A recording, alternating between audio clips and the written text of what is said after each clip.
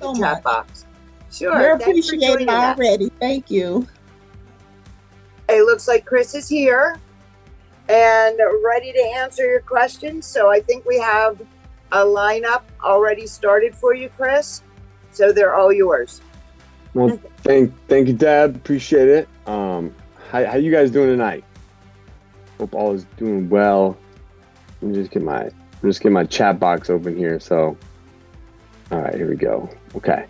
Man, we got a full house tonight. We got a good, nice little crew Right. here. Heck yeah, 37 people. That's awesome. But look at that, man. All these people trying to change the world through Adult Day. That's exciting, you know? Super excited to be with you guys. So just so you know, what I'll do is I'll go through the chat box and I will, call on people like just in the order of the chat. And then, we'll go through stuff for about 5 minutes. So I try to keep everyone, to about 5 minutes so we can try to get through as many questions as possible. And we'll go from there. So I don't know who the name of this person is. But it says Zoom user. So if this question, resonates with you, just feel free to unmute your mic and let me know. But it says, what kind of license do you need to open an adult daycare center in New York? And is it limited per 50 or more participants? So I'm not quite sure who asked that question. It doesn't have a name. So Zoom, Hi. hello, how are you? Good, thank you. So sorry, it wasn't very clear, the question. My name is Leora. Hi, Leora, how are you? Good, thank you. Thank you for all your YouTube videos. They have been very helpful, first of all. Hey, thanks for watching. This is it's a small crew out there watching them. So we appreciate you and your support. No, you're great. You're a great lecturer. Basically, we're located in New York. We're kind of a group of investors. I had worked myself in an adult daycare center in California about 20 years ago, and I absolutely loved working with the seniors. And I find the system to be very, if I might say, easy and quick income. I don't know how it works here in New York. I'm trying to put my hands on everything. I inquire about all the daycare centers here locally, so I don't I don't step on anybody's territory. And I'm called up the social services to find out about the licensing, but I'm not getting a clear answer. It sounds like you need a special licensing up to 50 people. If you want to do more, you need a different kind of licensing. So I don't know if it varies from state to state. I don't know if you're familiar with the New York one, but I'm kind of stuck with the licensing because I want to do a social model first to start and then eventually make it into a medical model. Sure.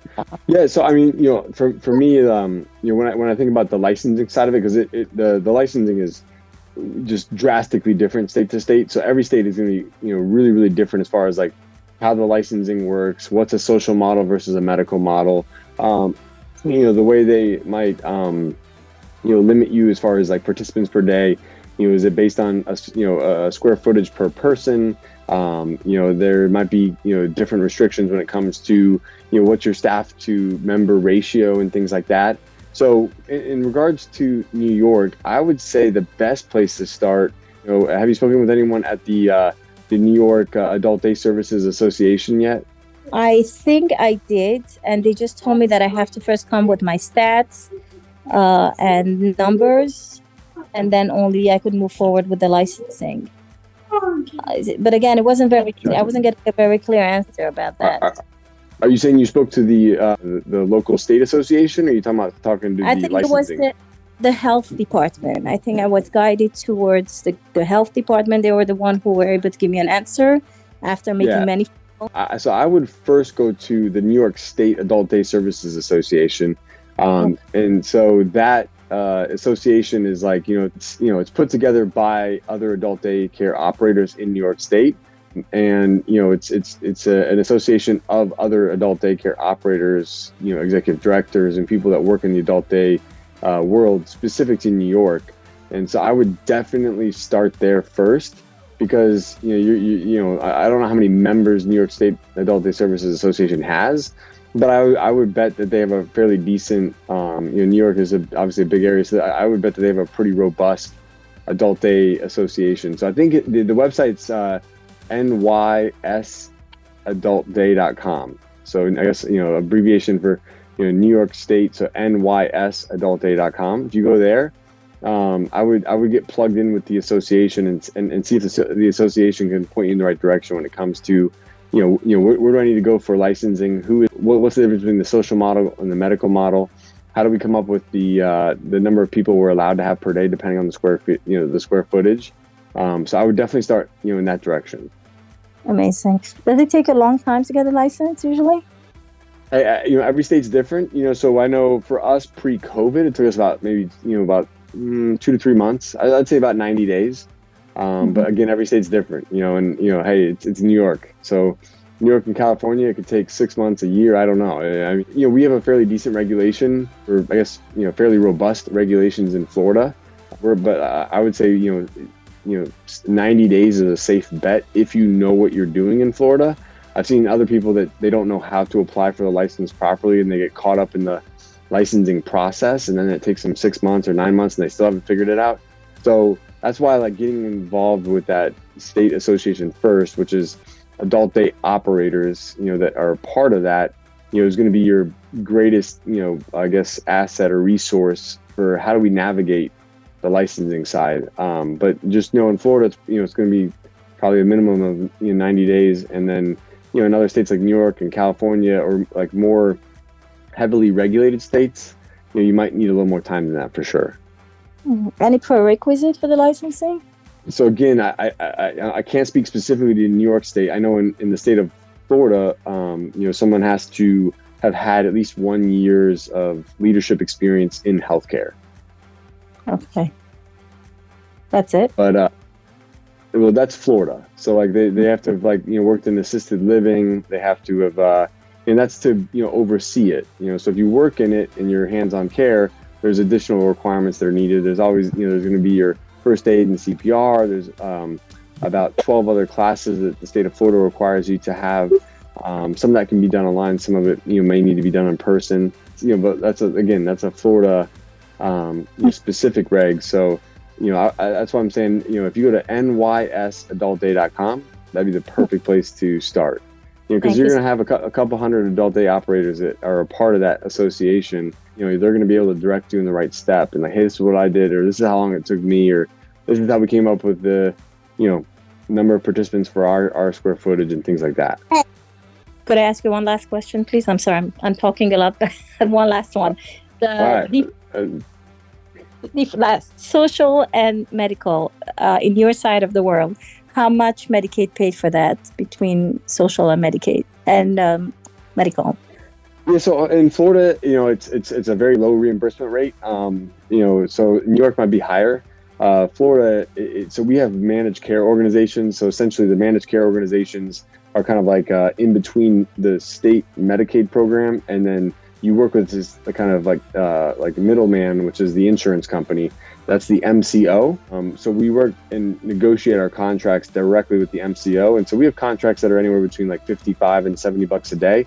But for us, in the way our model works, we're primarily a private pay model. So we're about 80%, 85%, I guess we're about 80% private pay, 10% VA, and 10% Medicaid. So Medicaid's not our main focus of ours. But I would certainly talk to the association in New York, talk to other operators there and see what is my reimbursement rate? Do we have managed care organizations, or do we bill Medicaid directly? And if so, are there different reimbursement rates depending on if it's social or medical? And get an idea of what that reimbursement rate is first before maybe continuing. Because, a lot of times, I know in the state of Florida, if you're an all Medicaid model, it's very hard to be profitable if you're only being reimbursed $55 a day. Whereas on private pay, we average anywhere between, say, 100 and 125. Okay, fantastic. Right. Thanks a lot. All right. No problem. I got Emanuela. Hi. How are you? Hello. Good. How are you? I'm good. Thanks for asking. Awesome. Well, I see you go ahead and, share your question with all of us, and I'd be happy to dive into it here. Well, you kind of sort of jumped into the question that I was asking. I was pretty much trying to figure out how are the adult day programs funded, but you stated, I guess, through Medicaid, VA, and the rest would be private funding. And then I asked, I think that the greater question after that would have been how do you normally get referrals for the adult daycare programs? Yeah, so it depends on your strategy, right? So for instance, I would say 90% of most adult day programs are primarily Medicaid funded. Whereas in the world of assisted living or in home care, you're going to find that, the majority of the assisted living facilities and the home care agencies that exist are primarily private pay funded. And so, for whatever weird reason over the years, there really has never been a strong private pay adult day model. And so when you think about the adult day operation that you want to open, you really have to ask yourself, like, are we trying to cater our services and the experience that we have in our location? Are we catering to more of a private pay clientele or member, or are we catering to a Medicaid member? And who do we want to cater our program services to? And the thing is that it may be one of those things that the area you're in may dictate that. You might be in an area that just has a high concentration of people who are on Medicaid, and then if that is the case, by default, you may have to focus your marketing and your efforts towards that Medicaid program. So, for instance, like Miami is in the state of Florida, kind of the surrounding area of Miami, there's just a much higher percentage of folks who are on Medicaid. So a lot of the centers in that part of the state, attract more Medicaid members. Whereas like in our area, there's fewer Medicaid folks. And so we kind of cater to more of a private pay audience. And so, again, the area could dictate that. And then once you know that, as far as the referrals are concerned, a lot of times you might be marketing to, similar audiences. But like, I know for us, Medicare home health companies, skilled nursing facilities that, have discharge planners, case managers, social workers, the PTOT and the nurse manager that works for the, Medicare home health company, the placement agencies like, say, a Care Patrol or Oasis Senior Advisors or other private, senior placement agencies. And then, Google, I mean, that's another area too. So again, now say we were more Medicaid focused. If we were more Medicaid focused in the state of Florida, we would be working more closely with case managers that work for the MCO, the managed care organization. And that insurance company, since they're the ones that have the Medicaid contracts and we partner with them, those MCOs would be the ones that we would cater a lot of our marketing efforts and where we would get a lot of our referrals. But because we're focused on the private pay side, we spend a lot of our time, energy, and efforts focused on marketing and educating the skilled nursing facility, discharge planner, Medicare home health agencies, placement agencies, and things like that. Okay, makes sense. And the MCO is just Medicaid related, insurance related? Yeah, so every state's a little different. Most states are going this route. Not every state is this route. So, in the past, if you were billing Medicaid, like we would bill the state of Florida directly, and so we would bill Medicaid directly, for adult day services. About 10 years ago, Florida transitioned to a managed care organization type of state where essentially the state of Florida was like, look, we don't want the responsibility or the headache or the hassle of having to hire case managers and deal with helping people get the services that they need and managing all the billing and stuff like that. So what they did is they just said, okay, insurance company, you guys handle all of that. We'll pay you directly. You go get the contracts with the providers and then deal with all the billing and the case management side of it. So in the state of Florida, essentially we work with the insurance company. The insurance company is funded by the state, but the insurance company is the one that actually partners with us. We still have to go get a Medicaid license. We still have to go through the, get an NPI number, go through that process. But then we work, individual contracts out with each MCO and then get paid by that MCO. But the way we would bill them might be different depending on what program that MCO uses. But then you may go to another state and that other state may not have a managed care organization. They may not have an MCO, and you may bill Medicaid directly through the state. So it really depends on the state you're in. Okay, I understand. One more question. So I'm a real estate investor, but I invest in personal care homes, assisted livings, in residential homes. And what we're basically trying to figure out is how to now, a lot of our seniors are in the homes and they need services. It's better to probably do an adult daycare center where you could actually charge them. Do you see that being a thing in Florida, where the assisted livings probably now own their own adult days so that they can transfer their adult days into the community programs through an adult program, or no? So are you referring to like having an adult day program within your assisted living facility? No, like basically Oh, because we have the assisted living, right, and all yeah. those seniors are already there during the day, taking them and bringing them to the adult day programs. Is that something that you normally see that they do, which is transitioning from one program to the other? Gotcha. So you're saying like you have your assisted living facility, you're getting reimbursed by Medicaid there, and then now you transport them to the adult day center for the day, and then you bill for Exactly. the You adult day build services there. there. Exactly. Yeah, I don't know. I don't know how that would work in the state of Florida. I think in the state of Florida, I don't think you can have both. So for Okay. instance, like in the state of Florida, I know like we have a home care agency. Again, we dabble in Medicaid, so I'm definitely not the right person to ask when it comes to like being a Medicaid expert. But I know that like say a case manager in our area like approved someone for adult day services through Medicaid. Well, say that same person wants home care. So a lot of times what will happen is that case manager will have a budget for that person, and that person really can't spend more than that budget. So what they might do Okay. is they might like say, okay, well, you were getting 40 hours in adult day per week, but we can't really, authorize, 40 hours in adult day and 40 hours in home care. So what we'll do is we'll authorize maybe 20 hours in adult day and then 20 hours in home care, Okay. Makes sense. Okay. Thank you so much. I So, appreciate it. Yep, hey, no problem. All right, we're gonna go on to Fran. Fran, how are you, Fran? I am good, Chris, and thanks for all that you do. So I am in the process of opening one, of course. There is a potential grant in Ohio that's coming for startups, but one of the requirements is you have to be in the process of applying for Medicaid certification.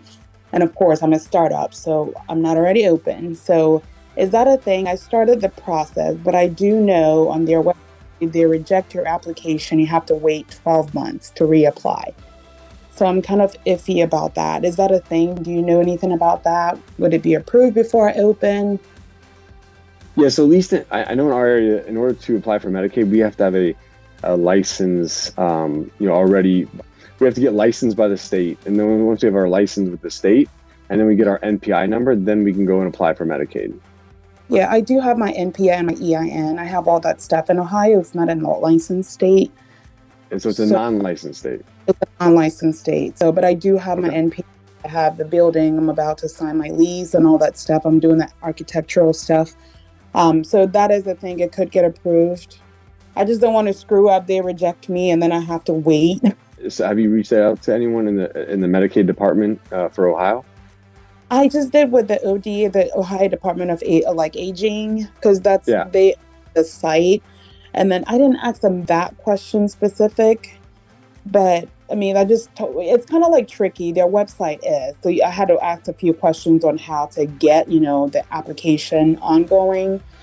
But okay, maybe I should ask them if they will approve it, because I'm kind of worried if they reject it, then I have to wait. Absolutely. Get on a phone call, come to them with a list of questions as to how that is, because if they penalize you and make you wait a year to like apply for that, I want to know exactly what I'm getting myself into before I do it. Okay. Yes, I would do maybe two things. One, I would go to the state and see like, okay, can I schedule a call with them, or can I send an email to someone and get some of those questions that you have like answered, and then I would also at that point in time, go and do you have any adult days near you in Ohio? I do, yeah. In the county that I'm opening, I can serve 3 counties, and I think it's the ones that they have is mostly for the special needs population. There's only for the seniors. There's only I think 2 or 3. Most Gotcha. of them are the special needs population. So the seniors, there's not a whole lot of those. Have you made any friends with those those that own the I've toured about 10 of them, but I usually tell them, I'm looking for a family member, because once you tell them you're opening one, you become a competitor. So most of them wouldn't, give you their deeds and all that stuff. So, but I have toured several of them. I think you would be surprised how much information you get, Okay. I went and toured 8 of them before we opened, and so I didn't go and ask my neighbor necessarily. So I don't know how far away yours are from each other, but so in Florida, for instance, I went about an hour and a half north, and I toured 2 up there, and then I went an hour south of where I'm at, and I toured I think 2 or 3 over there. And, when I went in there, I just said, hey, I told them, we're planning on opening and, I'd love to learn. And every single one of them, like, even the ones that maybe at first were a little standoffish, by the time I got there and started, talking to them, they ended up spending like half the day with me, And so I think sometimes, we might think they may not want to share that information, but a lot of times people love, helping other people. Just naturally, that's, something that maybe they enjoy doing. In a way, it kind of helps validate the stuff that they've done. So I think if you approach it like, hey, I'm planning to open, and you're not right on, you're not across the street from them, I think you're going to find, they might be really a lot more receptive than you might think, and provide you with a lot of help on that side. Because the thing is, you definitely want to get clarification directly from the state, but if you can also get the experience of others that have already gone through this process, that you'll get both perspectives. Because there might be things that the state may not tell you, that like the person that actually has gone through that could save you a lot of time. Right. Okay. I might just have to go a little further out then instead of. I would definitely pick one that's like, I mean, I don't think you need to drive, like, I don't know Ohio that well, but, in Florida, we obviously are pretty populated, but, I would say like within an hour and a half to 2 hours, there's plenty of options for us here. I'm not quite sure where you're at, but. Okay. All right. I'll do that then. Thank you so much. Yeah. And just say, hey, I'm looking at opening in this area. Well, we're not in your area. Can I buy you coffee? Can I take you out to lunch? I'd love to just ask you a few questions and, struggling through this process. And I think you'll find a lot of people being receptive to that. Okay. And then another question real quick. So I am an RN. I hate to cut you off. Let me keep going because I'm running short on time. So I want to make sure I get some more people here. Okay. Okay. I'm looking to get like a case management job. Do you think that would help if I'm operating my adult daycare? Because I want to go into that field before I open. Yeah, for sure. I mean, placement agency, case management, any of that stuff would help because you would build a network, with people in your area. And at the end of the day, when it comes to referrals, this is all, it's a people business. You got to build relationships, and it's all about building those deeper relationships where, when you open, people like, know, and trust you and are willing to send people your way. Right. Okay. Thank you so much. Right. Hey, no problem, friend. Good luck to you. Thank you.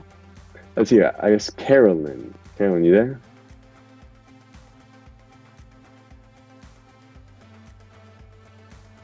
Carolyn. I was just looking to see if Carolyn Avila. I was just looking through my participant. I don't know if you're still on. If you're still on, Carolyn will come. Oh no, it looks like you're still on. Here, I'll send you a ask to unmute. I don't know if you got it. All right. Well, Carolyn, if you can figure out how to unmute yourself, then I'll come back to you after. Let's see. We can go to Oscar. Oscar, you there? Yeah, I'm here. What's going on, Oscar? How are you, buddy? Hi. How are you, Chris? Thank you for everything that you're doing. Appreciate it. No problem, man. It sounds like you're building something. Oh, I'm sorry. I'm actually here with my son.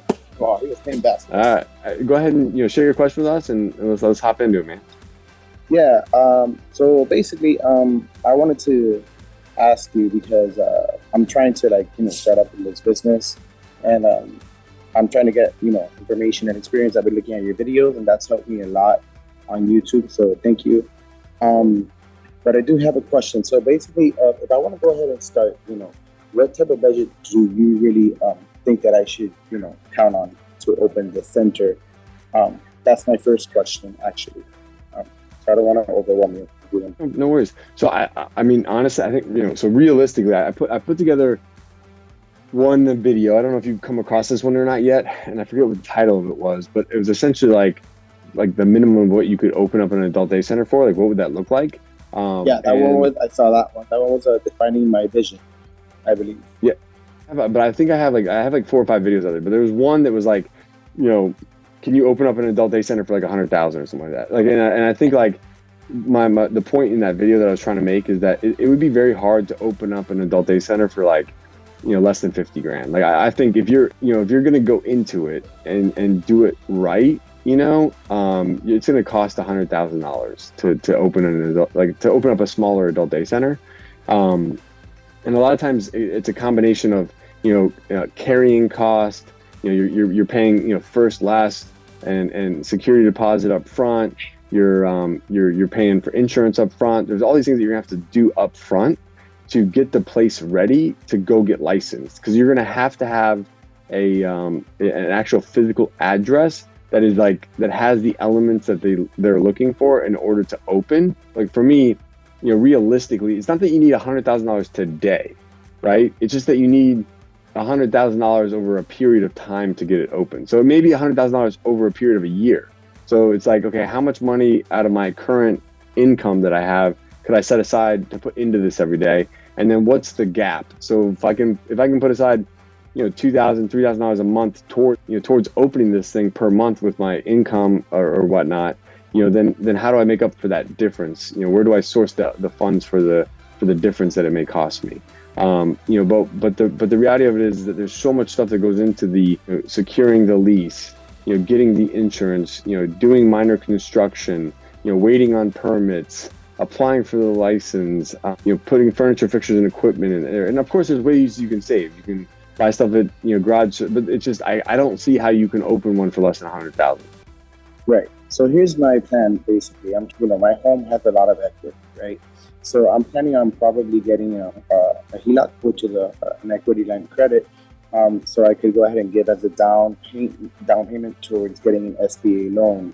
I'm thinking $300K right now, to start off, because I do want to have at least 24-month backup plan in case anything.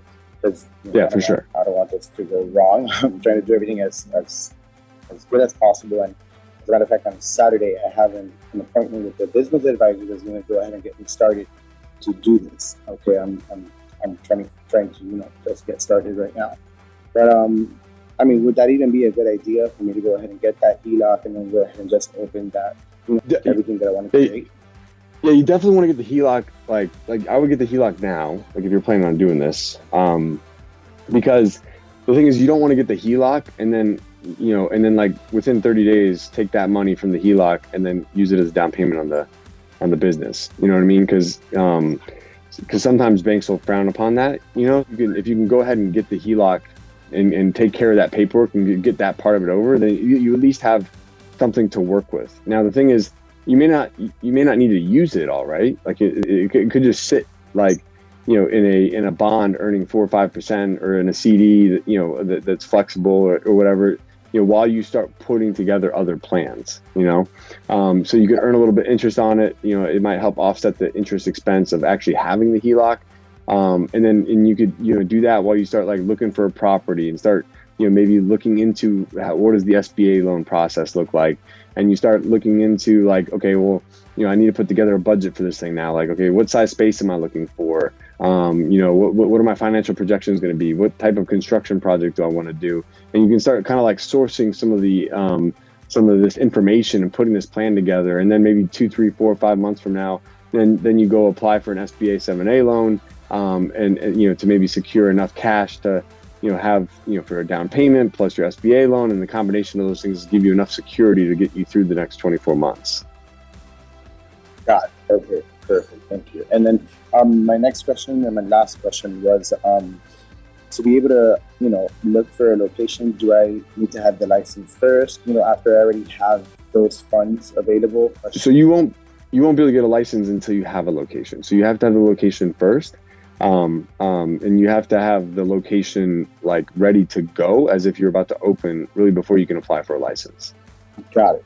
Okay, perfect. All right, thank you so much. So, appreciate it. But the biggest thing, I will say this, the biggest thing you want to make sure too, because people have done this, is that you want to make sure that the zoning department, has approved that location to be utilized as an adult day center. So you want to make sure you have that letter in hand from the zoning department that says that this location can be utilized as an adult day center.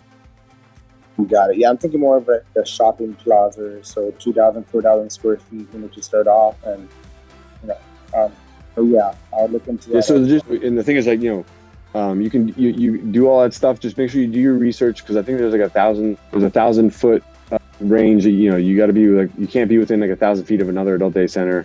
You'll want it before you secure the lease, or you could enter into a lease, but just you make it contingent on the fact that you get a zoning approval letter. Got it. And one thing I heard you say to another person that asked you a question was that you said you need experience to open a daycare, or not really? Like, do you have to have a year or so? I heard something about that. Yeah, there needs to be at least 1 year of like leadership or healthcare experience. It's pretty broad and easy to get around. Meaning, like when I said get around, just meaning like they don't. It's not like you got to like, go get a certificate. You know, like in assisted living, you have to actually go through like a core training. You know, with this, it's like hard for them to really. How do you quantify that? You know, it's like. But essentially, what it says is like you have to have like a year's worth of leadership experience in a healthcare organization. And that thing could be as broad as like durable medical and equipment and supplies, you know, assisted living, home care, all these different types of healthcare environments. Well, I mean, I used to work for United Healthcare. I was a director of customer service. I'm a credentialing. You know, I'm a recruiter now for a home health agency, and I have a PCT certificate. Yeah, so I'm also a you're PCT technician. So yep, you're perfect. You're set. You're qualified. Just say yes on the when you get that question on the box, just click yes. I have a year's worth of experience in this, you know, in this industry, so you're good.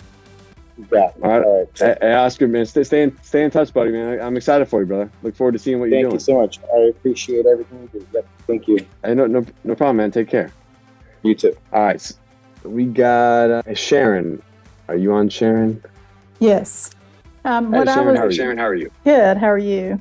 I was just curious if anybody's ever done this out of a home. I've got some properties, and I had thought about doing it. I've got one that's like 2,000 square feet, and it's kind of in a downtown area. So I could use that as a business area, and I was just wondering if anybody's ever done that out of a house.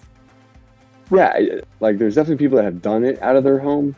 I guess, you know, for me, the biggest thing with that would be two things. One, on the zoning side, you know, I know you said it's kind of like in a downtown area, so it may be zoned appropriately, but you definitely want to check into that. Like, if it's zoned for an adult day use, are there any restrictions on the capacity for the adult day use?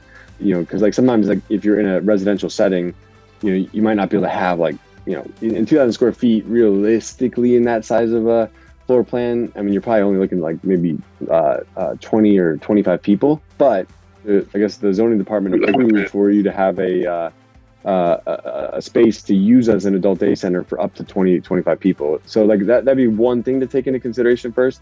The second thing would just be the layout of the you know, the home. You know, is it a 2-story, 1-story? Is there an open common area, or is it broken up into a bunch of different rooms? Because if there was a bunch of different rooms, it might be one of those things where it could potentially be harder to like keep an eye on everyone and staff it appropriately, where it would make sense to operate. So like, you know, I think sometimes the limitations with that could be like, say realistically, maybe we can only accommodate 10 people, whereas if we were in a wide open space, you know, we might be able to more realistically accommodate, you know, 25 people. So it would just it would be one of those things where I would have to try to understand, like, you know, how many people would we be able to like take care of in this environment, you know, and do it well. And then is it still a viable business model in this smaller home-like setting?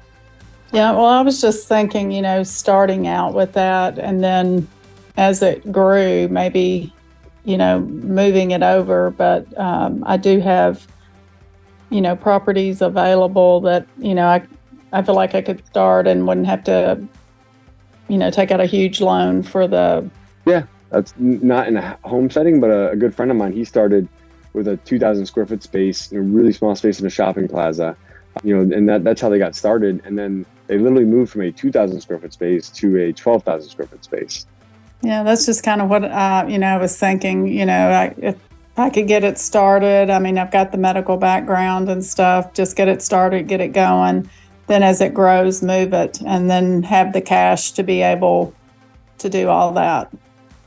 For sure. You know, when you're first starting out, you know, especially depending on the cash position you're in or how much risk you're willing to take and stuff, you know, the more you can reduce the risk of you know, just, you know, like, you know, smaller space, a house you already own, you know, certain things that you can do to like reduce the capital risk, are extremely important, especially if you've never done this before and you're going through this for the first time, because you're going to face things that you just didn't know. You're going to face delays that you weren't expecting, and all those things cost money and they cost time.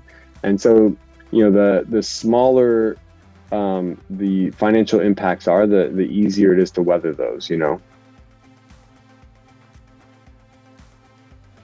Yeah, thank you.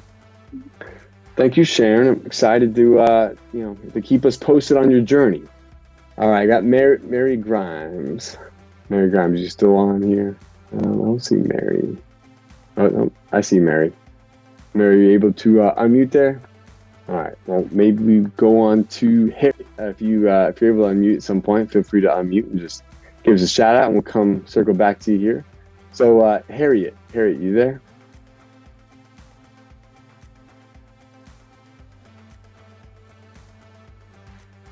All right, Harriet. Let's see here. Looking for. All right, I don't see Harriet on here. All right, well, I guess we'll go on to the next one. Let's see who else we got here. We got Inam. All right. Is it Ina? Inam? Yes. I apologize. What is the question? Can you read so I know if it's for me? I don't think that one was, but you know what? Since you came in the chat, let's talk about it. Where are you at? What's your question? And I'd be happy to help. So I'm in Houston, Texas. Okay. And I have one of my friends. My sister's in Houston. She's works for Texas Children's Hospital. Oh, nice. Very nice. Where are you from, Chris? So we're born and raised in Orlando, Florida. Okay. All right. So I'm in Houston, Texas. One of my friend, she's an elderly person, but I know her well. She's running a daycare center here in Richmond, Texas. And she wants to sell it to me. I want to buy it because that is something I'm passionate about, but I don't know. I've never done this business. So I don't know if she's offering me is the right price. Is she giving the full service because she's not franchised? She's just doing it on her own. So me not having a background knowledge or experience, I'm kind of skeptical if I will overpay the price or something like that. Is there any way you can help in that area? Yeah, I think it's a great question. I'd love to dive into the details. Do you have any specifics at all on just what she's asking and what they're doing in revenue? And so she's asking for 1.4 million. I don't on top of my head have the revenue right now. I do have documents for it. Okay. And she has the capacity of 90 people, and that it seems like there's a lot of potential, but the way they are running it, it's an Indian owned, and all the people who are there are mostly Indian who comes in. So I feel that it's not run as a professionally, but that's just my feeling. Maybe she's doing everything right. So that's why I want to understand more. I would say, there's so many like mom and pop owners that just don't run the adult, especially like some that have been around for a while or been in it for a while. And you can just tell that like there's just so many things that they're lacking, and it could be the marketing, it could be the systems, it could be the technology. There's so many ways to improve it. That the right person comes in that's hungry and that's excited and has the energy to put that effort into it can make a big difference. So a couple of things that like when I think about if you're going to acquire a place, one, is it a leased space or are they selling the real estate with it? In this case, it's a real estate along with it. Okay, cool. All right, so that's good. So what's nice about that? I don't know if you were looking at buying it cash or if you're looking at getting a loan for it, but because there's a real estate component to it, it's gonna make it 10 times easier to get a loan. Now, I think when you're taking this into consideration, I guess, the way I would look at something like that as far as when I'm buying something like that is I'm looking at two things. Like, worst case scenario, I'll buy this thing, it doesn't pan out. And I'm saying worst case scenario, like what is that real estate truly worth? And I think being able to just understand that is going to provide you with at least a level of a safety net. Is like, okay, at a bare minimum, I know that, I could at least get this out of it if the business didn't perform well. So understanding that maybe that, what that real estate is worth is going to be an important component. Two other things, what is the average daily attendance? So, you might have received a sheet from them that maybe shows the total roster, but the total roster isn't the full picture. At the end of the day, like, I need to know like how many people are coming on a daily basis and what's that trend look like over a period of time. So is it increasing? Is it decreasing? And are they at, currently are they at 50% capacity, 80% capacity? So like say you said, I think the capacity was like 90 people per day. So like my rule of thumb, and it could be different for everyone, if it's like 100% Medicaid, this may not be the right like factor to use, but this is the factor I use. So I always take whatever the average daily census is and I times it by 2.5.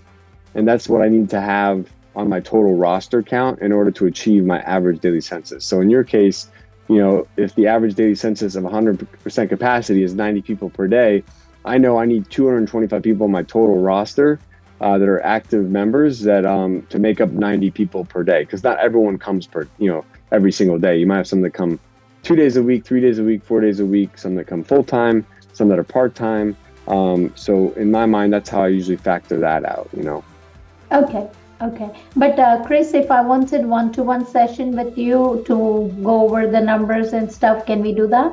I mean, coaching calls, and that would be a perfect example to really dive into the weeds on that. So, and you can book those through our website. So if you go to adcpro.com/coach, you could book like a 1 hour session, or I think you can buy like a 3-pack or a 2-pack. And then, what I would say is gather all that information related to the sale. You could send that to me like in advance of our call, and then we could dive really deep into those numbers.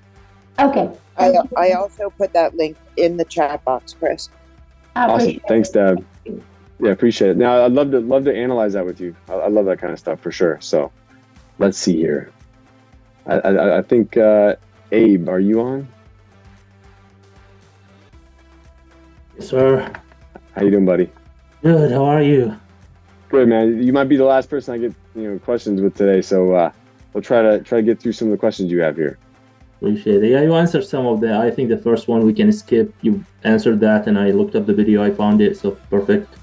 And then just so you know, I think I have 4 videos on the startup cost.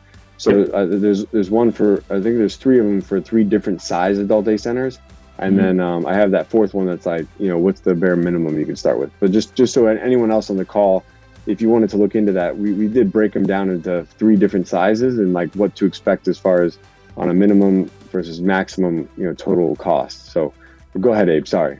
Just on the food service and the catering, with the permit, we in Colorado we don't have a license. We have a certification that we have to go through. But since you'll be serving food, like, are you gonna go through the same like regulations a restaurant would go through, or since it's not really full blown like restaurant is not sure.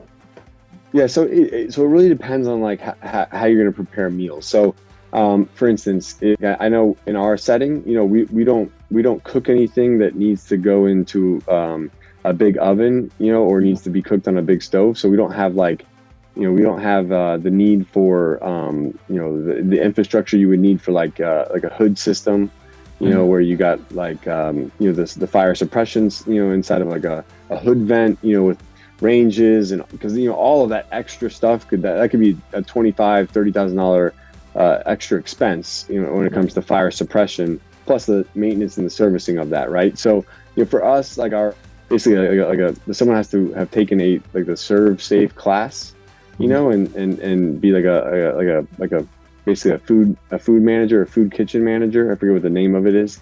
And so they've gone through that certification, and then like them having gone through that and gone through that training, then we're able to prepare like those light meals, like sandwiches for lunch or soup, and we have warming trays and and things, and everything we prepare is a lot more lunches and like continental breakfast. So we're not preparing like big meals that require like an industrial or commercial kitchen.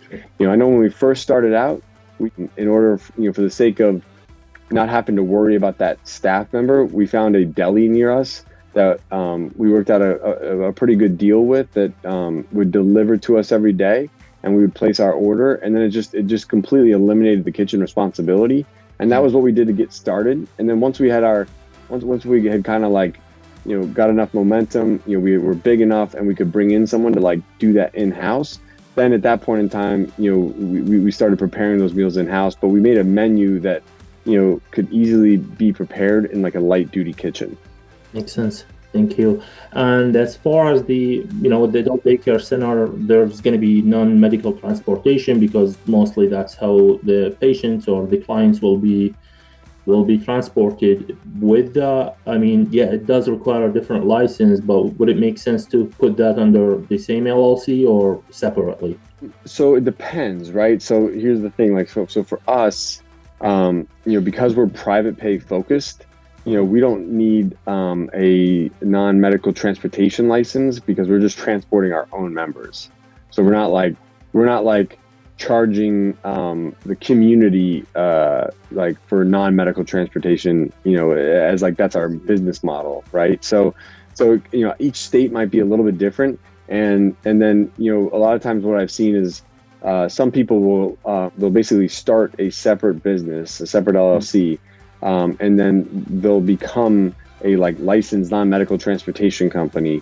And then when they do that, they can bill Medicaid separately for transportation and bill potentially at a higher rate than what they could receive if they just were. So essentially, like, they kind of, bill for like the transportation side of it over here through this company, transporting their members to and from, and then bill Medicaid over here for the adult day side of it, and so that's a way to do it. Again, it really depends on like, is your focus going to be private pay or is it Medicaid? I know in our case, being private pay, we don't have to worry about that. And then also our insurance rates are a lot less expensive than if we were charging and providing transportation as a service to the community, because we're only providing it to, for our members. Then our insurance rates for automobile insurance are a lot less expensive because it's only for our members, and it's like it's an added benefit and not like our core business. Fair enough. No, that makes sense. And lastly, that's the last question, is the standard operating procedures. When you go through the certifications, you at least have the incident response or the incident documentation and so on, like any adult daycare business would have, whether private or probably going through Medicaid. Are there any open, like, kind of source documentations, templates that we can get, or even if you offer like helping with that too, what's out there? Yeah, so it's adsconsult.biz, adsconsult.biz. Her name is Christina, and she would be perfect for that. So Christina with 80, what did I say it right? Just want to make sure I got ADC or ADS? adsconsult.biz. So Christina's a whiz at that kind of stuff. I would definitely go to her for the like the SOPs or the manuals or things like that. So she'll take a template that she has, and then she'll customize it to your needs, and then be able to provide those things for you. Perfect. Thank you so much. That's all I have.